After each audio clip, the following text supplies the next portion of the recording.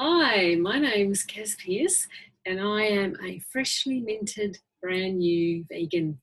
I'm in about my second month of my vegan journey, trying my best to transition to a vegan diet. Haven't had any animal products of any kind for nearly 2 months, so doing pretty well.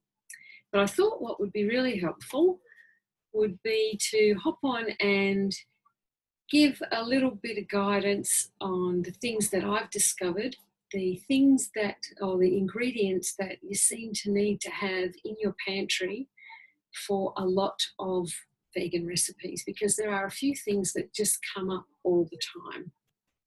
Okay, the first thing would have to be coconut oil. This is my coconut oil from my local supermarket. It's often in recipes to replace butter in baking. Can be found, you'll see it in recipes for some main meal dishes. In some of those applications, you could probably not bother with the coconut oil and use a vegetable oil instead. But certainly with the baking, to get the right texture, you're going to need the coconut oil. The next thing is dates. This is a packet from my little local supermarket as well. This cost me maybe $4, so they're pretty affordable. And the great thing about dates is that they process up beautifully to make a sweet paste that you will find you need to replace sugar and maybe some fat in some recipes, some baking or whatnot. Can also be used in curries to sweeten the curry a bit without having to resort to white sugar, which nobody on the planet should be using at all anyway, I think. Okay, so the next thing then is going to be alternative milks. Nut milk, soy milk, obviously very, very popular, easy to get hold of. This is a really, really affordable brand. This is just the local Woolies brand, Woolworths brand. The more affordable the soy milk, then the more additives and extra ingredients you're going to find. So going forward, like I started off by buying quite a few of these, thinking I'm going to need these, to have these on hand. Once I've worked my way through these, I probably won't repurchase anything that's got 15 ingredients, when it should really just be the nut crushed up, blended up with water. And on that note, it is the easiest thing ever to make your own nut milk at home with nuts that you've activated. That means soaking in water overnight, blending them up, adding the right amount of water and putting through a sieve. You get the best flavour. It's really cheap. And you can add lots of really nice flavours. I made some almond milk that had cinnamon and vanilla in it. It was just gorgeous for breakfasts. Okay, so, and then onto the nuts. Nuts are crucial to vegan baking, cooking, meals, whatnot. Very often, as we said with the nut milk, you're going to need that to replace dairy in a recipe. The other thing is, for a lot of desserts, you'll activate nuts and crush them up, blend them up to make like the filling of a vegan cheesecake. You'll also crush nuts that haven't been activated to make like the base of a slice or something like that. The other thing that you'll see in a lot of recipes is nut butter, and you can certainly make your own nut butter. That is going to be as simple as the nut milk, just less water. So you're going to crush up or process in a food processor the activated nuts to a paste and add only enough water to get it to a workable paste. And that's going to be that. The next thing is beans. Yay for beans. So I've got black beans, white beans.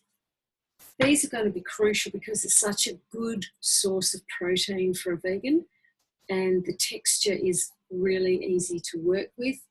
You can blend these up, add some onion, add some spice, add a couple of teaspoons or tablespoons of egg replacer powder, which is just based on some grains, some flours, and you'll be able to make, you know, like a hamburger or the replacement for meat on a plate, you know, as a main meal.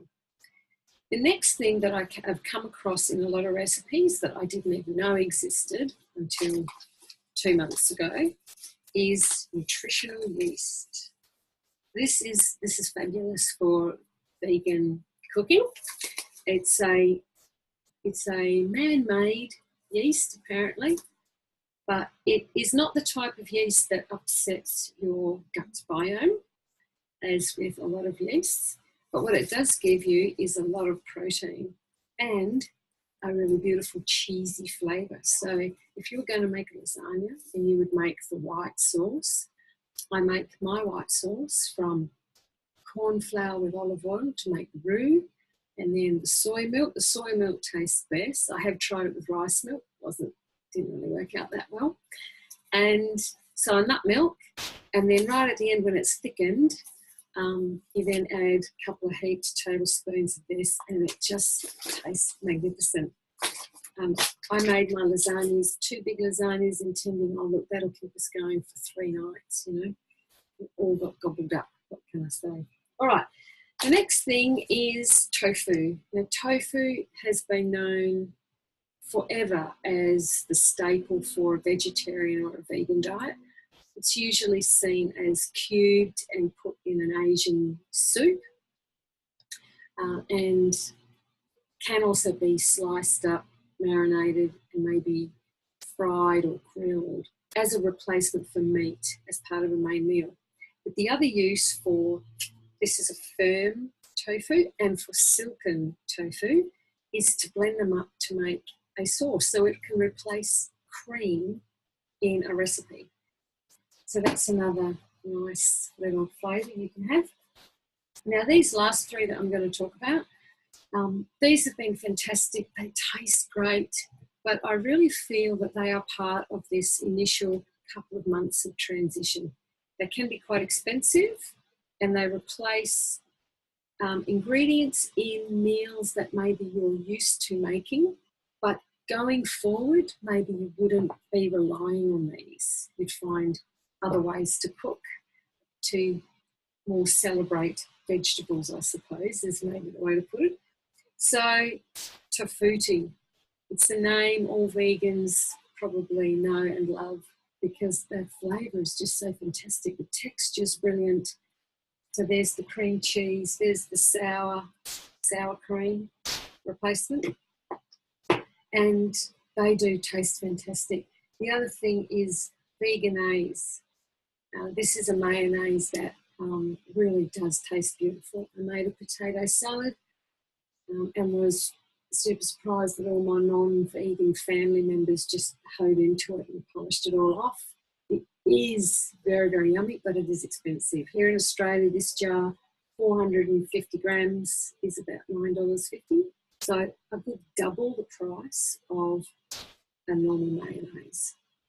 Hence the other reason to